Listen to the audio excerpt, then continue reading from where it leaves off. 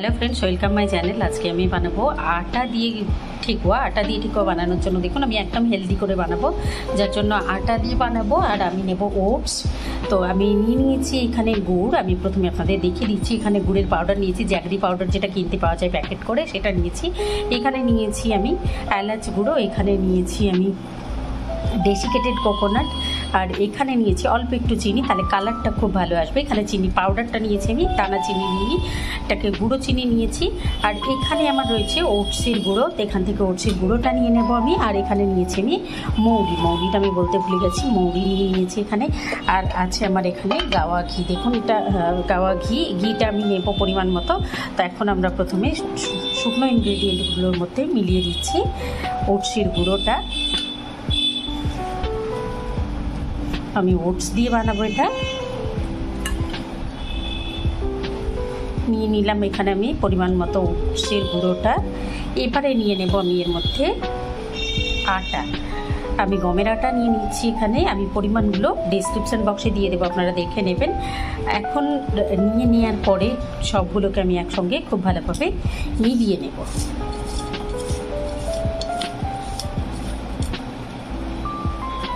ভালোভাবে মিলিয়ে নিয়েছি। এখন আমি নিয়ে নিচ্ছি ঘিটা। এখানে গাওয়া ঘি নিয়েছি আমি, আপনারা চাইলে কিন্তু এখানে ডালডাও নিতে পারবেন। তো আমি এখানে নিয়ে নিলাম ঘিটা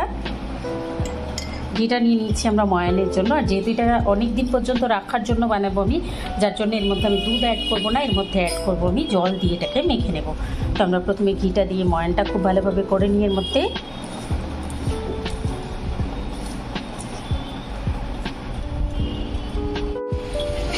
আমরা খুব ভালোভাবে এটাকে ময়ান করে নিয়েছি। আর দেখুন এটাকে ময়ানটা ঠিকঠাক হয়েছে কীভাবে বুঝবো, যখন আমরা এরকম মুঠো করবো তখন খুব অল্প হালকা হাতেই মুঠো হয়ে যাবে, আবার এরকম করে হালকা হাতে করলে ভেঙে যাবে। দেখুন আমি আবারও দেখিয়ে দিচ্ছি। তো আমাদের ময়ানটা খুব ঠিকঠাক হয়েছে। এখন এর মধ্যে আমি অল্প অল্প করে জল দিয়ে এটাকে একটা শক্ত ডো মেখে নেব। দিয়ে দিয়েছি আমি জল, অল্প অল্প করেই জল মেলাবো আমি, নাহলে নরম হয়ে যাবে। আর নরম হলে কিন্তু ঠিকুয়াটা ভালো হবে না। তো এটাকে আমি এখন শক্ত করে মেখে নেব ডোটা।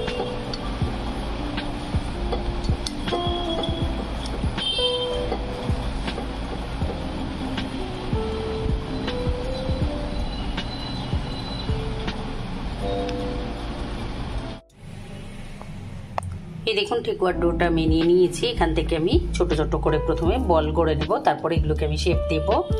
আমার কাছে কোনো ছাঁচ নেই, তো আমি উইদাউট ছাঁচে সুন্দর করে একটা ডিজাইন দেবো। তো আমি প্রথমে বলগুলো গড়ে নিই। এখন ঠিকুয়ার ডোটা থেকে আমি এরকম করে গোল গোল রাউন্ড বল গড়ে নিয়েছি। এখন এগুলোকে নিজেদের পছন্দ মতো আকারে আমরা এটাকে শেপ দিতে পারি। আমি এটাকে শেপ দিয়ে নেব।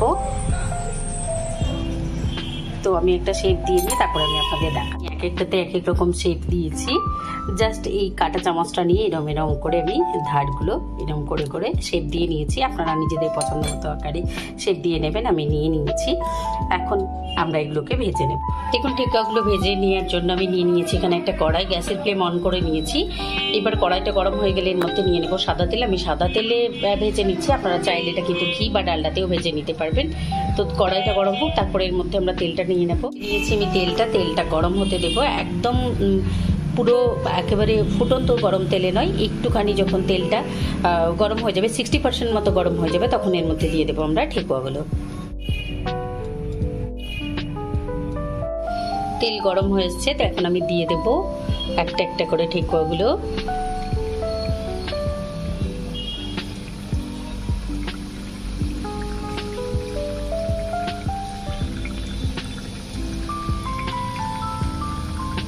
গুলো দিয়ে দিয়েছি। আর গ্যাসের ফ্লেমটা আমার মিডিয়াম লো রাখা আছে। এখন আমি এটাকে কড়াইয়ের একটা মাথা ধরে এরকম করে নড়িয়ে দেবো। নড়িয়ে দিলে কি হবে, উপর থেকে তেলটা পুরো কোট হয়ে যাবে, তো তাড়াতাড়ি এটা সেদ্ধ হয়ে যাবে।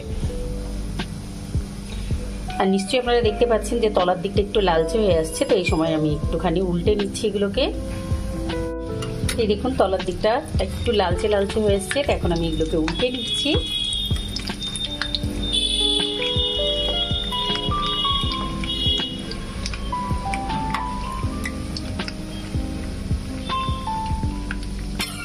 সবগুলোকে আমি উল্টে নেব।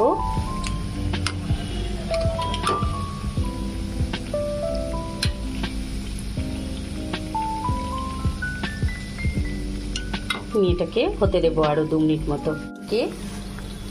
এগুলোকে আমি উল্টে নিয়েছি, আর যেহেতু এটা গুড় দিয়ে করা যার জন্য কালারটা একটু ডার্ক হয়েছে, তো আপনারা এটা ভাববেন না যে পুড়ে গেছে, পুড়ে যায়নি, এটার কালারটা একটু ডার্ক হয়েছে গুড় দিয়ে করার জন্য। তো আমি এখন এগুলোকে তুলে নিচ্ছি একটা একটা করে। বাকিগুলো আমি এরকমভাবে দিয়ে ভেজে তুলে নেব। দেখলেন তো কত ইজি তৈরি হয়ে গেল আমাদের ওটসের ঠেকুয়া। এই দেখুন ছাকা তেলে আমি ভেজে নিয়েছি, আর তেলের মধ্যে আমি বলতে ভুলে গেছিলাম, যে তেলের মধ্যে আমি ভেজে নিয়েছি সেই তেলের মধ্যে আমি 2 টেবিল স্পুন দিয়ে দিয়েছিলাম গাওয়া ঘি, যেন ফ্লেভারটা খুব ভালো আসে। তো আপনারা অবশ্যই এটা ট্রাই করবেন। ওটসের ঠেকুয়াটা খুব ভালো লাগে, আর অনেক দিন পর্যন্ত রেখে কিন্তু এটা খাওয়া যাবে, খুব হেলদি, যেহেতু এর মধ্যে আমি জ্যাগরি দিয়েছি, এটা বেশ ভালো লাগবে। তো আপনারা অবশ্যই এটা ট্রাই করবেন, কমেন্ট করে জানাবেন, লাইক করবেন, আমার চ্যানেলকে সাবস্ক্রাইব করবেন। Thank you.